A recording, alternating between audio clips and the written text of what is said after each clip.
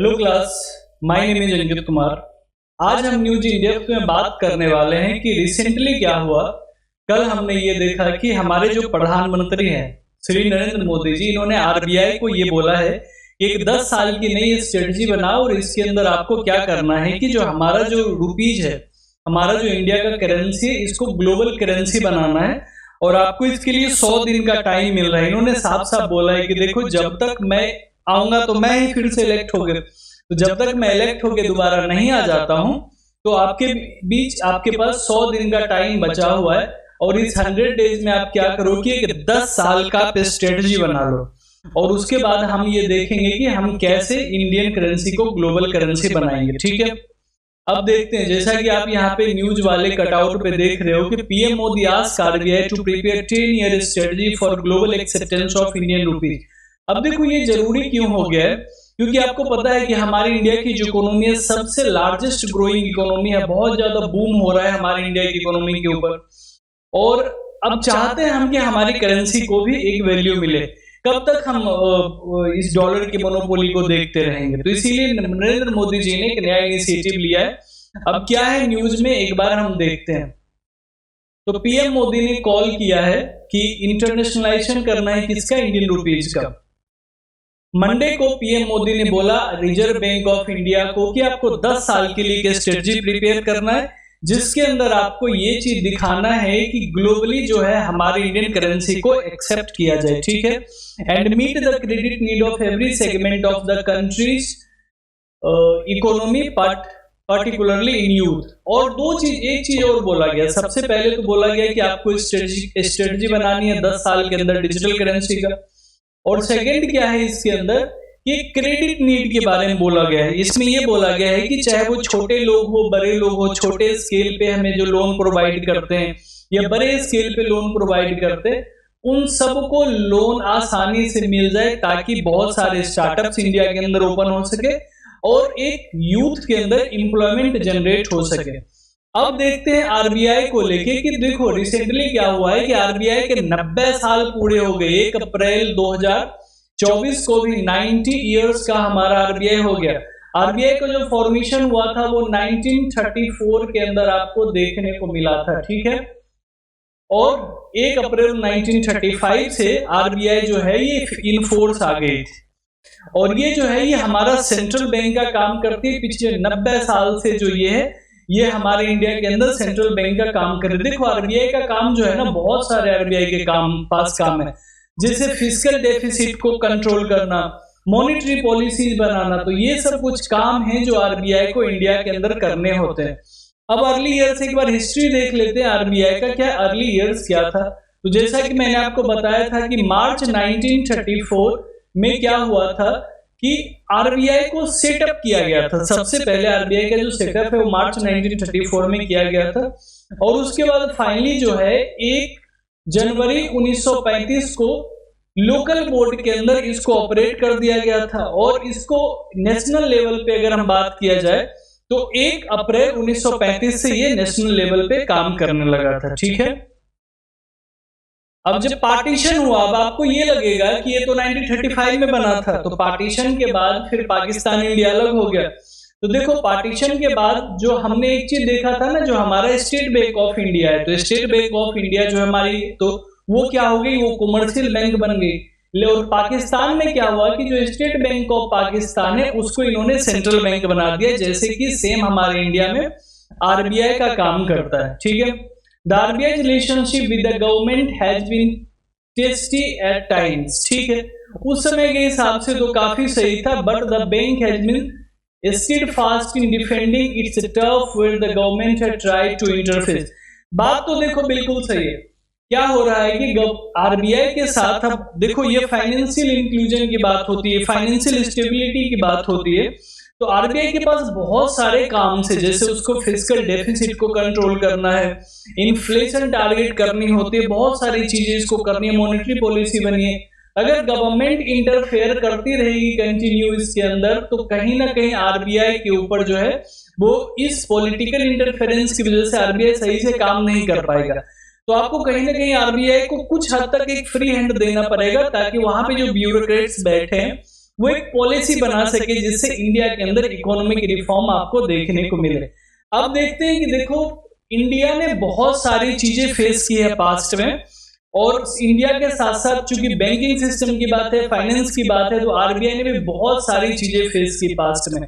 आपको याद होगा 1991 में क्या हुआ था। 1991 में हमारी ये कंडीशन हो गई थी, हम एक क्राइसिस में आ गए थे। जो बैलेंस ऑफ पेमेंट की बात करते हैं वो इतना ज्यादा निगेटिव हो गया था हमारे पास कि सिर्फ 1 बिग का हमारे पास करेंसी बची थी जिससे हम डील कर सकते थे इंटरनेशनल मार्केट में। उस समय आपको देखने को मिलेंगे मनमोहन सिंह जो आते हैं इंडिया के अंदर और एक एलपीजी रिफॉर्म की बात करेंगे। नरसिम्हा राव की सरकार होती है और एलपीजी रिफॉर्म की बात होगी, लिबरलाइजेशन, प्राइवेटाइजेशन एंड ग्लोबलाइजेशन। और इस रिफॉर्म के अंदर हम क्या करेंगे कि जो हमारे पास सोना पड़ा हुआ था हमारे देश के पास, इस सोना को लेके जाएंगे, इस गोल्ड को लेके जो हमारे उस समय के मनमोहन सिंह जी थे वो लेके जाते हैं ब्रिटेन, और इंपीरियल बैंक ऑफ ब्रिटेन के अंदर उस गोल्ड को जमा करके वहां से पैसा लाते हैं। और उसके बाद हम देखते हैं कि एलपीजी रिफॉर्म स्टार्ट होता है। कई बार हम इंडियन करेंसी को डिवैल्यूट करते हैं। तो देखो यही सारी चीजें यहाँ पे लिखी हुई है कि 1990 के आसपास जो है ना ऑयल प्राइस सडनली इंक्रीज हो गई। अब जो ये क्रूड ऑयल्स की प्राइस इंक्रीज हुए तो इससे क्या हो गया कि जो परचेसिंग पावर थी हमारी इंडियन करेंसी की वो कम हो गई। अब जब परचेसिंग पावर कम हो गई तो हम कम परचेस कर पा रहे थे। इस वजह से क्या हो गया कि हमारे यहाँ एक बहुत बड़ा बैलेंस ऑफ पेमेंट क्राइसिस हो गया। उस समय मनमोहन सिंह जी के कहने पर आरबीआई ने 46 ton of gold, 46 ton gold, एक टन में देखो 1000 केजी होता है, मतलब 46,000 केजी जो गोल्ड है ये रिजर्व बैंक ऑफ इंग्लैंड को दिया। मतलब इसको इंपीरियल बैंक ऑफ इंग्लैंड कह लीजिए, रिजर्व बैंक ऑफ इंग्लैंड कह लीजिए। इसको यहाँ पे जाके इन्होंने ये पैसे गोल्ड को गिरवी रखा और यहाँ से पैसे लेके आते हैं मनमोहन सिंह। उसके बाद जो है हमारे देश में आपको ये देखने को मिलता है कि दोबारा हम फिर ट्रैक पे आते हैं। और ये वही टाइम है जबकि हमें 2 बार कंटिन्यूसली हमारी जो 3 दिन के अंदर 2 बार हमारी करेंसी को डिवैल्यूट करना पड़ा था। पहले दिन हमने 9% डिवैल्यूट किया एंड सेकेंड डे जो था हमने 10% डिवैल्यूट किया। और ये सब का सब जो रीजन है ना, ये सब की सब जो वजह है इसको डिवैल्यूट करने का, वो सबसे बड़ा रीजन है कि जो एक मार्केट में मोनोपोली बनी हुई थी उसकी अमेरिकन डॉलर की, तो इसकी वजह से हमें बार बार डिवैल्यूट करना पड़ा अपने करेंसी को। इसके बाद देखो आरबीआई ने 1991 के बाद जब देश संभला तो 2008 में फिर से क्राइसिस आ गई। 2008 में पूरे दुनिया में रिसेशन छाया। और हालांकि देखो जब पूरे दुनिया में रिसेशन छा रहे थे तो उस समय जो गवर्नर थे वाईवी रेड्डी, इन्होंने क्या किया था कि कैपिटल इनफ्लो था उसको बढ़ाने के ऊपर प्रमोट किया और आउटफ्लो को बंद किया। और इसकी वजह से जो हमारे इकोनॉमी में एक रैपिड ग्रोथ देखने को मिला 2008 के बाद, और हम दोबारा से ट्रैक पे आ गए। इसके बाद हम अगेन देखते हैं कि कोविड पेंडेमिक के टाइम पे भी आरबीआई को बहुत सारी चीजों से जूझना पड़ा था। देखो आरबीआई के पास बहुत सारा बर्डन होता है, उनको पूरी की पूरी देश की इकोनॉमी को देखना होता है। फाइनेंस मिनिस्ट्री या जो पीएमओ ऑफिस में बैठे हुए लोग हैं वो एक डायरेक्शन फॉलो करते हैं, लेकिन आरबीआई का ही काम होता है कि ग्रोथ रेट को मेंटेन करना, आरबीआई का ही काम होता है इन्फ्लेशन को कंट्रोल करना। तो आरबीआई के पास ऊपर बहुत सारी रिस्पॉन्सिबिलिटी है। देखो however the liberal policy led to a spike in inflation, forcing the RBI to raise rate by 250 bps in 6.5% now। अब इन्फ्लेशन देखो बढ़ता जा रहा है, आरबीआई चाह के भी फिलहाल जो है कोशिश किया जा रहा है लेकिन कंट्रोल हम थोड़ा सा कर नहीं पा रहे, इस वजह से इन्फ्लेशन बढ़ रहा है। अब जब इन्फ्लेशन बढ़ रहा है तो रिवर्स रेपो रेट जो है जिससे हम लिक्विडिटी को कम करते हैं, तो आरबीआई को क्या करना पड़ रहा है, उसको भी बढ़ाना पड़ रहा है।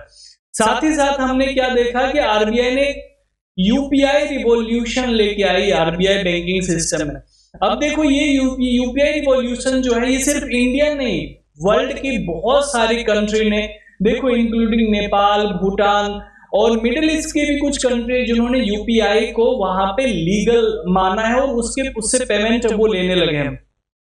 तो जब इतना सारा चीज हो रहा है, हमारे यूपीआई को इंटरनेशनल रिकॉग्निशन मिल रहा है, तो हमारे इंडियन करेंसीज को भी तो रिकॉग्निशन मिलना चाहिए। तो यही वजह है कि पीएम मोदी ने आरबीआई को ये बोला है अभी कि देखिए हम जो है अभी जो इलेक्शन होने वाला है तो आऊंगा तो चुन के मैं ही, देखो कॉन्फिडेंस मोदी जी का, इन्होंने पहले ही बोल दिया देखो आऊंगा तो मैं ही चुन के। और अभी जो आपको 100 दिन का टाइम मिला है, इस 100 दिन में आप आउट ऑफ बॉक्स जाके सोचिए कि आपको क्या चीजें करनी पड़ेगी मॉनेटरी मैनेजमेंट के ऊपर, कि जो इंडिया की जो करेंसी है इसको हम एक ग्लोबल करेंसी के बना सके, ठीक है। He referring to the 1 lakh crore research fund announced in the interim budget of innovation। देखो इन्होंने ये भी बोला है कि जो 1 लाख करोड़ का हमने इंतरिम बजट यहाँ पे पास किया है, इंतरिम बजट के अंदर रिसर्च फंड के ऊपर पास किया है, ये इजीली क्रेडिट होनी चाहिए। मतलब जो लोग लोन के लिए अप्लाई कर रहे हैं उनको इजीली आप लोन प्रोवाइड करवाओ, ताकि वो क्या है कि रिसर्च इनोवेशन कर सके, ताकि थोड़ा सा हमारा मेक इन इंडिया का जो सपना है वो थोड़ा सा अभी आधा अधूरा सपना चल रहा है, हम फेल हो गए मेक इन इंडिया वाले स्कीम में। तो मोदी जी चाहते हैं कि इसको दोबारा से प्रमोट किया जाए, ताकि आगे चल के जो है एम्प्लॉयमेंट के लिए हमें भटकना ना पड़े, एम्प्लॉयमेंट के बहुत सारे रास्ते जनरेट हो जाए। अब देखो इसके अंदर चैलेंजेस क्या होने वाले हैं, तो चैलेंजेस एक बार हम पहले देख लेते हैं इसके अंदर के। तो चैलेंजेस क्या होंगे, तो पीएम मोदी ने क्या कहा है कि the sector and its regulator about emerging challenges such as artificial intelligence and blockchain that have changed the way banking is done। अब देखो चैलेंजेस में क्या बोला गया है कि जो बैंकिंग सेक्टर में ब्लॉकचेन टेक्नोलॉजी आ गई है, तो इससे बहुत सारी चीजें हो गई। आर्टिफिशियल इंटेलिजेंस की वजह से आप देख रहे हो जॉबें जा रही है, ये क्या कर रहा है, ये स्ट्रेस एक पैदा कर रहा है। दूसरा क्या है कि साइबर सिक्योरिटी भी एक बहुत बड़ा इशू हो गया है। हमने अभी देखा था कि बहुत सारे जो इंडियंस हैं उसको डेट रेप के अंदर फंसाया जा रहा है, ये हमने कल वाले को सेशन में ही डिस्कस किया था। तो ये सारे कुछ चैलेंजेस हैं। और अगर वे फॉरवर्ड की बात करें तो देखो मोदी जी ने डायरेक्ट बोला है कि देखो रिसेंटली क्या हुआ है कि जो नॉन परफॉर्मिंग एसेट है, जो नॉन परफॉर्मिंग एसेट थे इनमें गिरावट हुई है। अगर हम देखें तो 2018 में जहां वही 11% था वो 2023 में घट के 3% हो गए। साथ साथ बहुत सारी कंट्री हमारी यूपीआई को भी प्रमोट कर रही है।